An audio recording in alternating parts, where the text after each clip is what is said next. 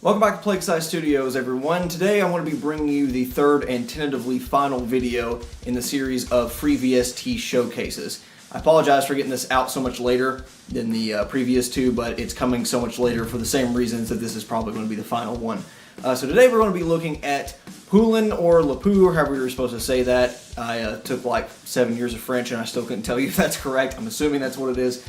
And this video is going to be the last one in this series because I looked around and just realized I don't really use all that many more free VSTs. It's pretty much limited to this, Ignite amps, and TSE audio, and I really don't use a whole lot out of the Poulin line, but there are a few that I really like, so I figured, I might as well make it, even if it is going to be a little bit scaled back compared to the past couple of videos. So without further ado, check this out.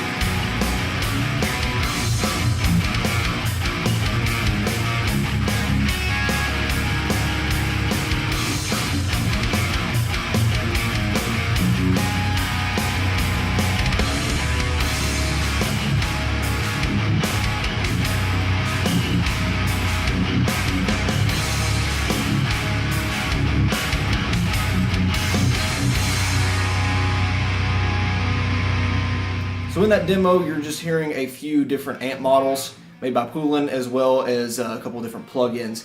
I had initially looked around and tried to play with some other VST sets made by individual efforts such as Nick Crow Lab, but for my personal productions, I don't really use them, and I would recommend checking them out on your own time if you do need a greater variety of them. But for the past 3 videos that we've done in this should get you a pretty good back library of VST amps and plugins. So for the prerequisites, what I'm using hardware-wise, this is a H338 by ESP Ltd.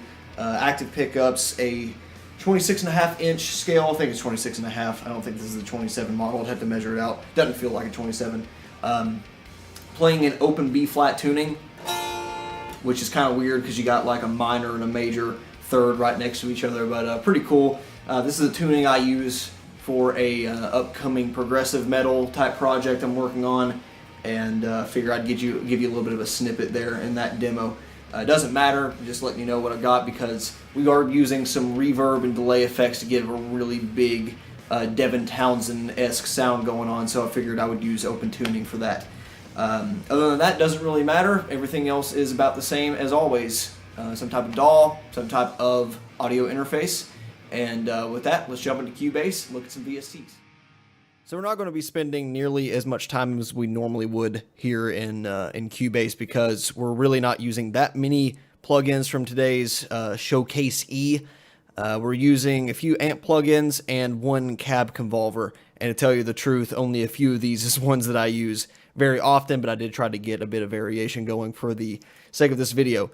For the guitars here, you're not going to hear any live audio because I'm having a bit of audio playback issues. I'm having some problems with recording today, so I'm using a different video capture solution, which isn't picking up the audio, so we'll figure something out in post, I suppose.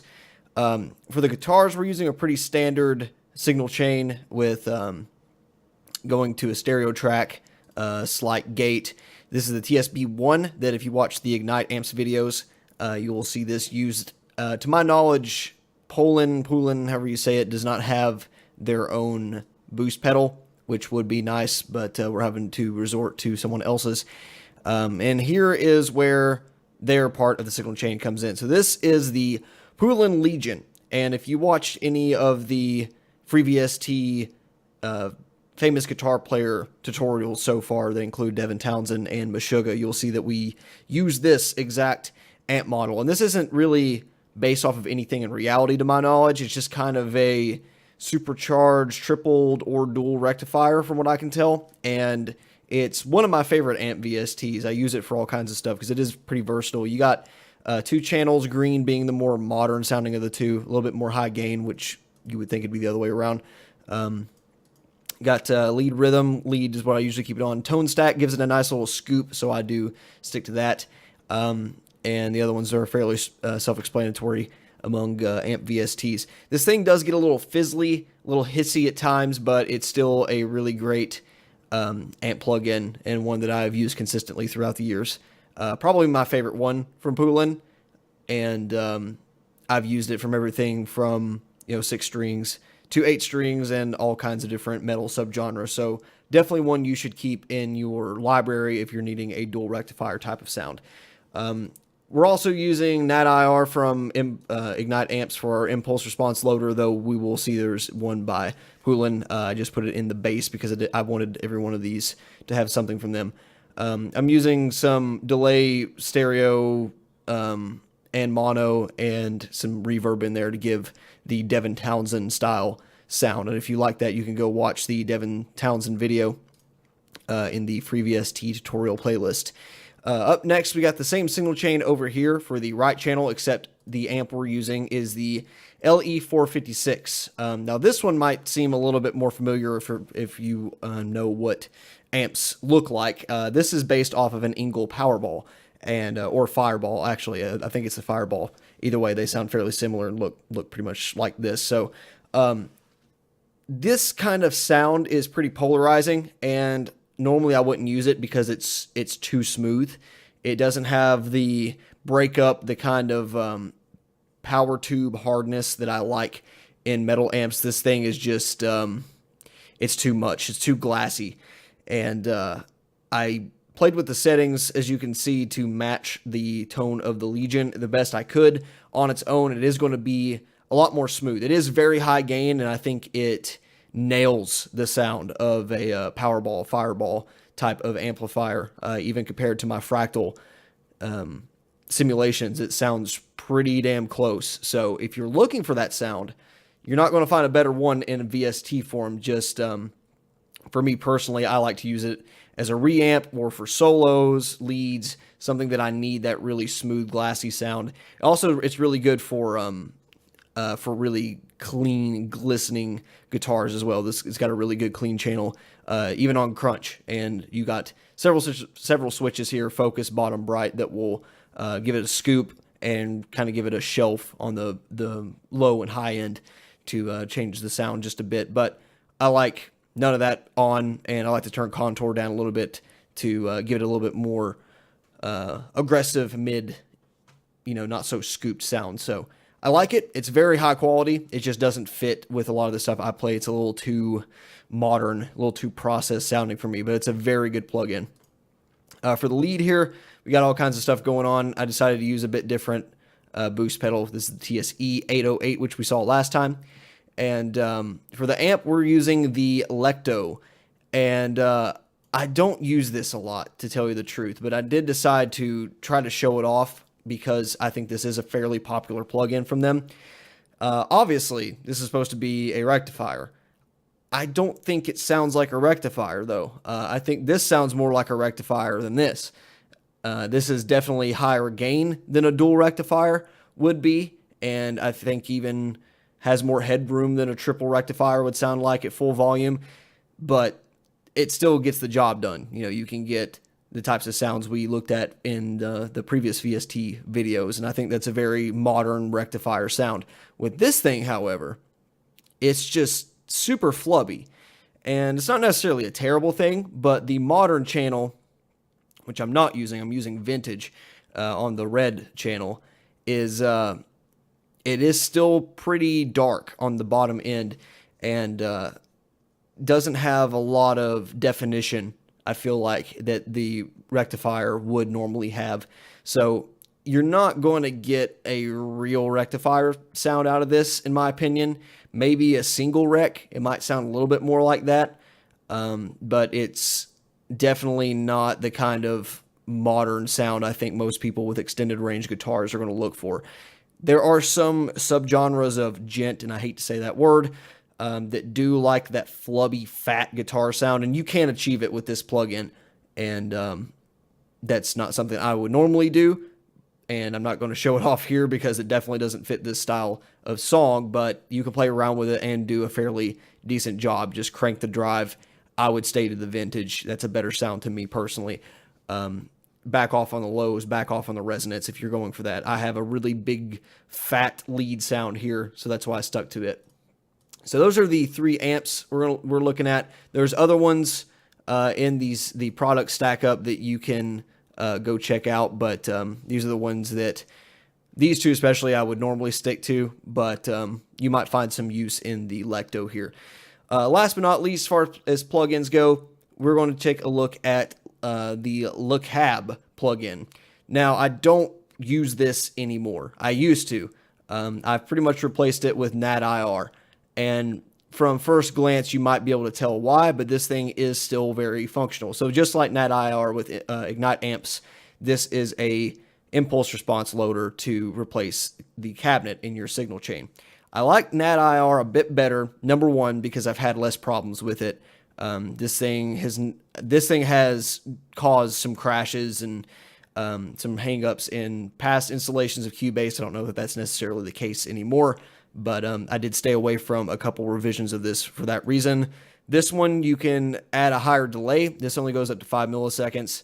Normally, not a whole lot of stuff I would use a delay, but in this case, I did want a fatter room sound with my cabinets, so that's why I did it on the guitar side. And most notably is this can allow up to 6 impulse responses. Now, my gut feeling, my rule of thumb would be, if you're not achieving what you need to sound like with 2 mixed, whether that be in different panning, stereo, whatever you're doing to it, if you cannot get that sound you're after with 2 impulse responses, you got bigger problems somewhere else in the signal chain. I personally think that 99% of the time, if you're double tracking guitars, even, you'll be able to get it in 1, and 2 or 3, there's special cases, sure, but for one single track to be using 6 impulse responses when you can't dual amp is a little ridiculous to me. So I think 2 is more than enough. 4, I could see if you have some special cab you're trying to emulate that uses different speakers in different positions, I can understand that, but for the most part, I'm more partial to this. This does work, however, so if you're looking for something else that can load more cabinets than this thing, here you go.